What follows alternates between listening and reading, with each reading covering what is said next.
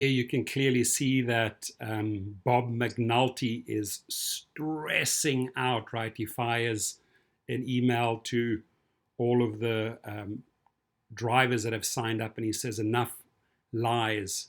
TripRide CEO Bob McNulty is hosting a special call to set the record straight on Taha Abbasi, as if he's like going to set him straight. The evidence is there, it's out of the bag, and the guy is freaking shitting himself right now. That's really what's going on by him trying to spin this now and keep his posse, his base, right? Typical behavior of a narcissist here. So they say he will go over what really happened with Taha Abbasi leaving Trip, not what Taha is saying. Look, if you look at the evidence that Taha is producing, it's mountains of evidence. Obviously, people weren't being paid here to start paying people. He's got all the evidence in the world right there. His bottom line is that this guy is stressing bricks. He's shitting bricks right now. What really happened with the tech not working? Your tech hasn't been working from day one. It's too late to make excuses now, Rob McNulty, and why Trip didn't launch. Why are you coming up defending yourself why you didn't launch?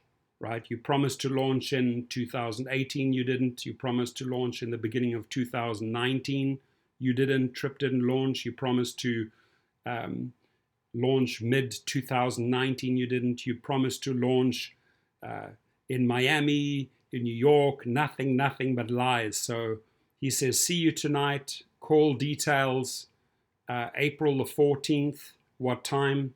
9 p.m. Eastern time. 8 p.m. Central, 7 p.m. Mountain, 6 p.m. Pacific, where? On Zoom and Facebook, right? So catch them on the Facebook page, but I'll also try to live broadcast this. But this tells me the guy is stressed. The company is stressed right now, and they're doing damage control, right? But we put them to rest. We already had the Trip funeral on Sunday. The evidence is out. I cannot see the company recovering from this, right? They'll try and spin it, and they'll con a couple of additional people along the way. But if you haven't been out there in 2018, you haven't been out there in 2019, in 2020, you're still trying to explain why Trip didn't launch.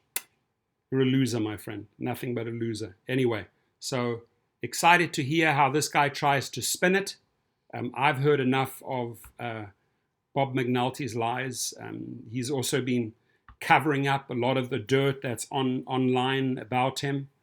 There's a ton of crap that's out there on him. So he's desperately trying to spring clean, right? Spring clean online, because people are turning onto the internet for the first time and actually looking this guy up. They never did their homework on this guy. They didn't do the homework and to check out what a fraud Bob McNulty really is, right? So excited to see how he responds. He's going to coming out swinging, the usual way you try to cover this up, but the facts speaks for themselves. The facts are out there. Taha Abbasi brought the house down. That address, by the way, at the bottom here, just to give you an idea, it's all bullshit. See this address at the bottom, 10161 West Park Run. There's no office there. There's nothing there.